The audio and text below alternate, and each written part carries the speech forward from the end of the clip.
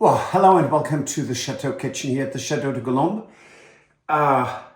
It's the festive season and every year I'm making different fudges. So today I'm going to make a Bailey's fudge, then a brown sugar fudge that tastes beautifully like caramel with some winter spices in it, meaning cinnamon and cardamom and ginger, which of course are all year round spices, but traditionally they're used for this time of year. Well, I don't know if I can make that today, but I will make the Christmas dessert, and it's going to be, well, a Bailey's non-cook cheesecake. Really quick, really yummy. So I don't know if it makes it into this episode, but it's coming. Let's chop up the chocolate.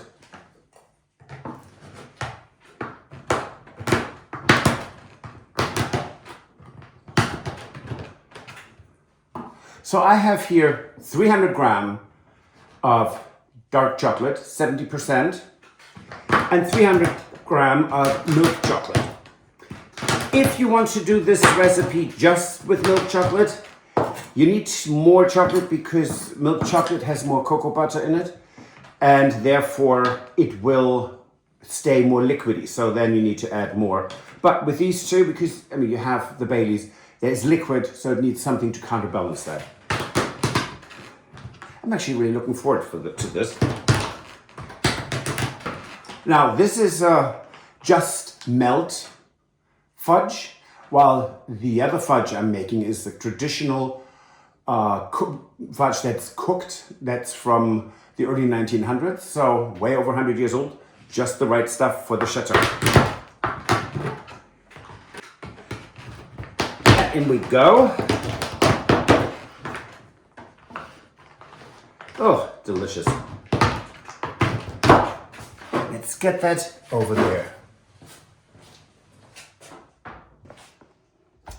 So in this pot I already put 80 grams of powdered sugar, icing sugar. In goes 1 can. 397 grams. I know, it's really, they could have just put in the last 3 grams, right?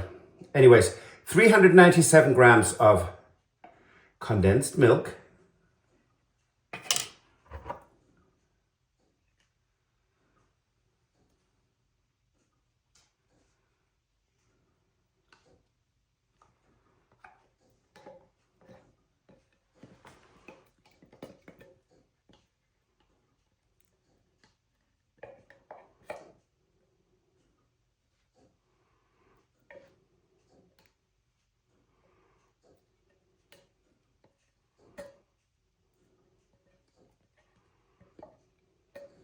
Almost completely empty.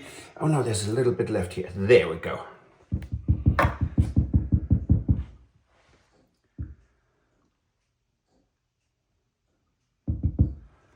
Okay. And now we are adding our chocolate.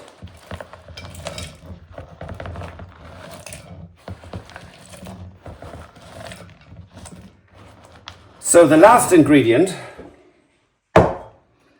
Irish cream. Any good Irish cream will do you the job. However, we are doing 125 milliliters of espresso cream. So since this fudge is traditionally very often eaten as a morsel after dinner, this is almost like having your coffee. And in we go. Scrape that out. No waste is a good thing. Okay. And now it goes on to the fire. And off we go. It's on the fire. Don't go away. You don't want this to boil because that will ruin the chocolate. Oy, oy, oy, oy, oy. See? How nice.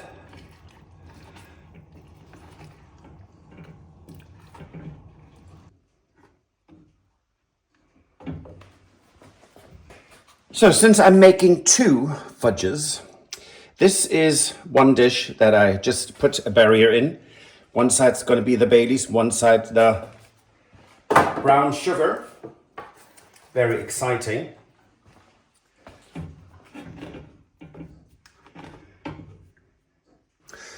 So you can see this was about, I don't know, 6-7 minutes, low flame. First I did warm, so the pan weight warms up, but then it's lowered, and as you can see, it has a lovely sheen and a great consistency. So this is very thick, and that's what you want because you don't want runny fudge. Okay, let me pour that into my baking dish. So I am going to put 115 grams of butter. That is a half cup into this wonderful Staubkokat. Love them. This is unsalted butter. That's good enough. And now we're going to slowly melt that on the stove. Okay, the butter is almost completely on, and you don't want it to boil because that will, you don't want it to cook, you just want it melted. And now I'm adding 1 cup of cane sugar, which very slowly is giving us the benefit of its presence.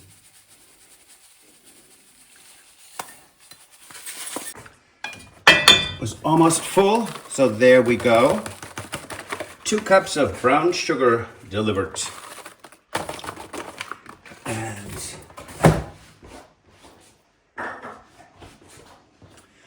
slowly stirring that in. And if you just boil that now, you get really nice caramel. But we're not. We're adding our 397 gram can of condensed milk.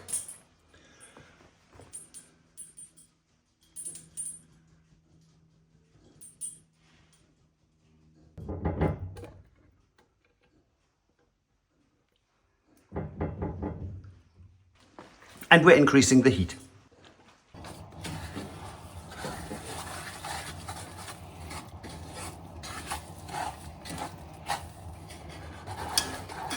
Okay, everything is mixed. Now you don't want this to be on a higher boil or too hot. Give it time, and it has to come, well, it has to come to a very specific temperature, which I'm going to tell you in a minute. I'll turn that down a tiny bit. A candy thermometer is what I recommend for everyone. It's the only way to figure out that you actually have the right temperature. Now you don't want to stir often because you don't want your sugar to crystallize. If you would do that, then you basically, you screwed up your fudge and it's not enjoyable. This needs to go to 237 Fahrenheit. So that's about 115 degrees centigrade. Stu and I have talked about this. So what we are doing with this fudge, because it's, as I said, we're going to put cinnamon,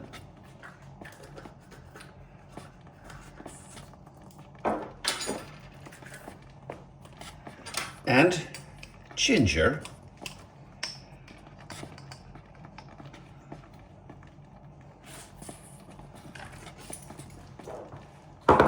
into our fudge. It needs to be stirred in. Other aromatics, when they are liquid, you put only in after it reaches the temperature and the temperature goes down, because if you overcook vanilla, it burns and doesn't taste well. So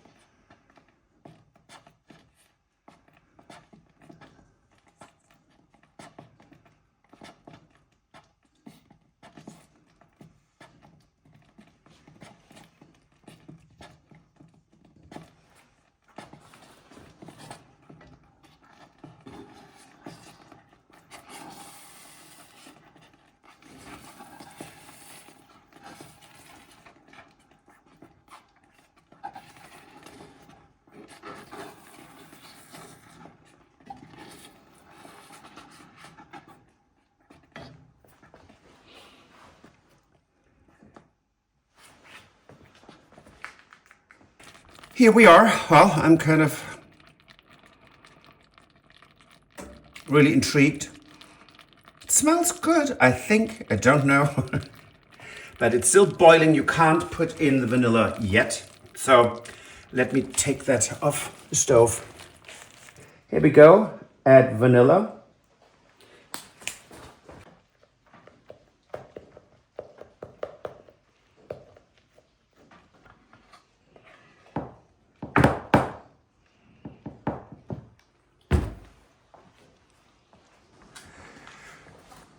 I'm going to cook the ultimate Chateau Fudge.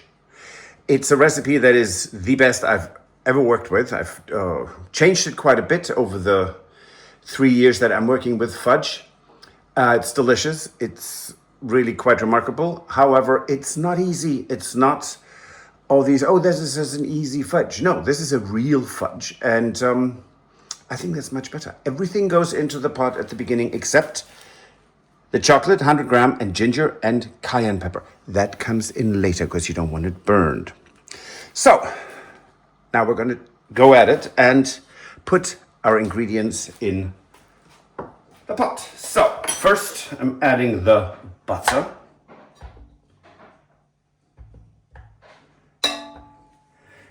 $130 grams of that.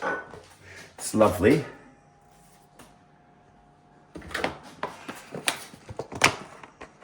490 grams about of sugar.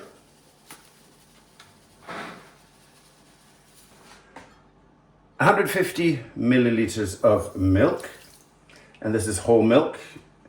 There is nothing in this recipe that is low fat, low sugar. It just isn't. And it wouldn't be fudge if it would. Okay. Condensed milk goes in. Oh, lovely. And before I started to make fudge, I just had no idea. Condensed milk, yes, I know it's used in baking and all, but I've never used it. And it's quite delicious, to be honest. Of course, you can use this in your coffee, in cakes, like the tres leches. That's pretty much everything. And this is now going onto the stove on a low-ish heat, stirring it until everything is melted.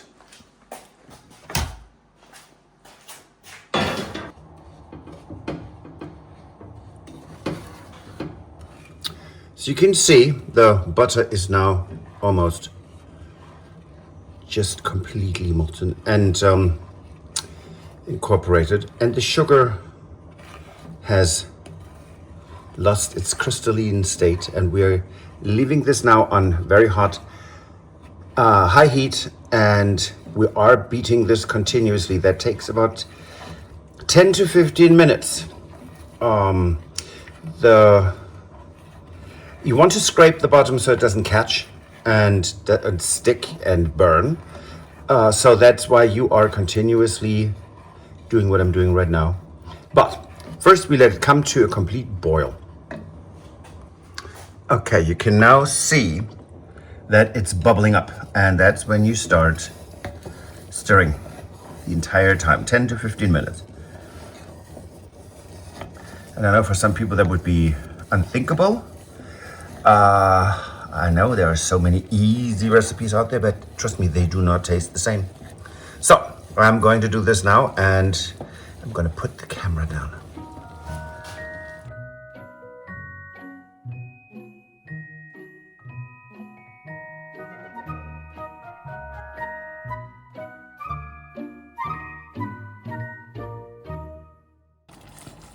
So this is about 7 minutes, and you can see, well, now you can, that it is slowly changing color. It's slowly getting a little bit darker, but nothing is burned.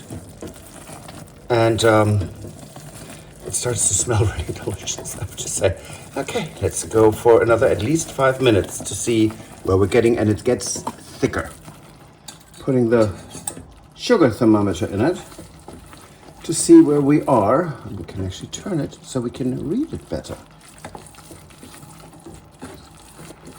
And it should be at 245 or 113, 215. We're at 118, so it's actually very nice and hot.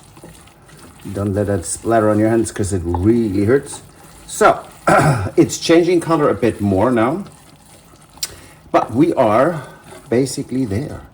So taking it off the heat, turning the heat off too, and letting it sit for about 5 minutes, because right now it needs a bit of rest after being stirred continuously.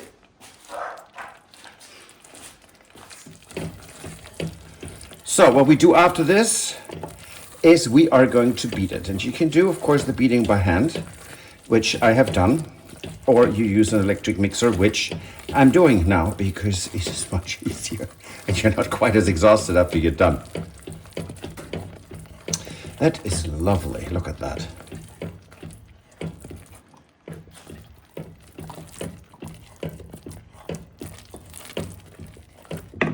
So transferring it to here, because then you have a colder surface.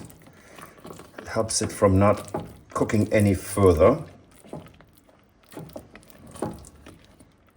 And now we let it sit 5 minutes. Okay, that was about 5 minutes. I'm going to add a nice heaped teaspoon of ginger in there. And more of a tradition of the ancient South Americans, cayenne pepper. So this is going to be a fudge with a surprise.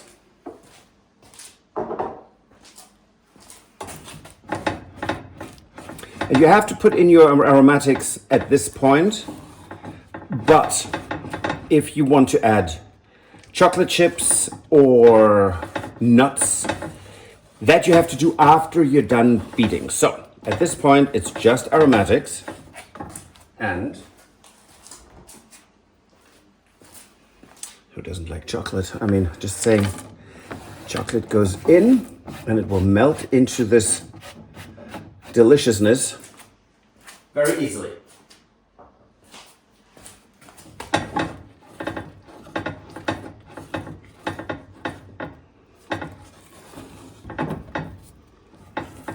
There we go.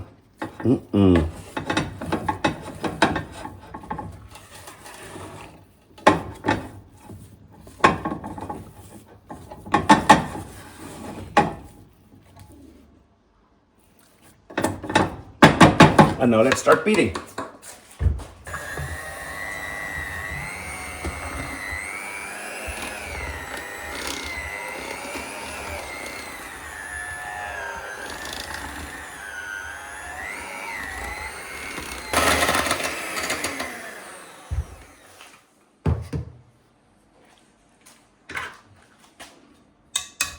see.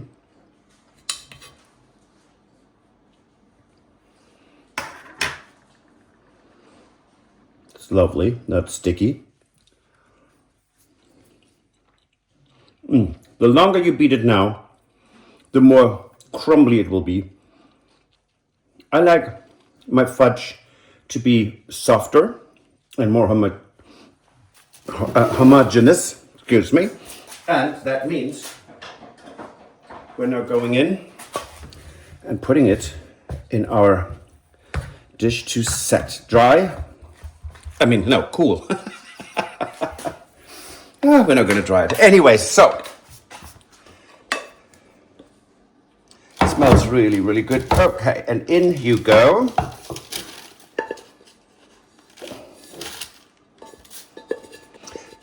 And again, you can do this with any flavors. I would recommend, I did it a bit early today.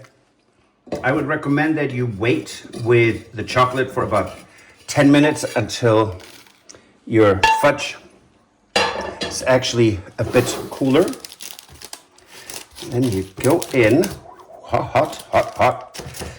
No long stays with your fingers in there because it is very warm still.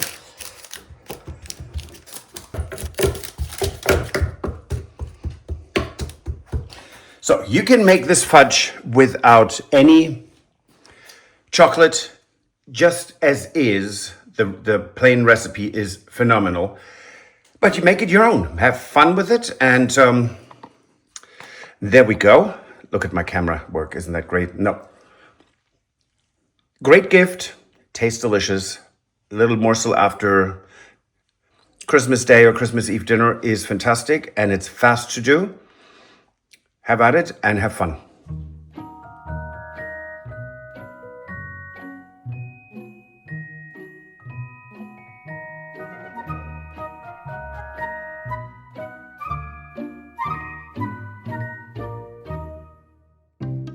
If you enjoyed this video, please use the like feature to let us know.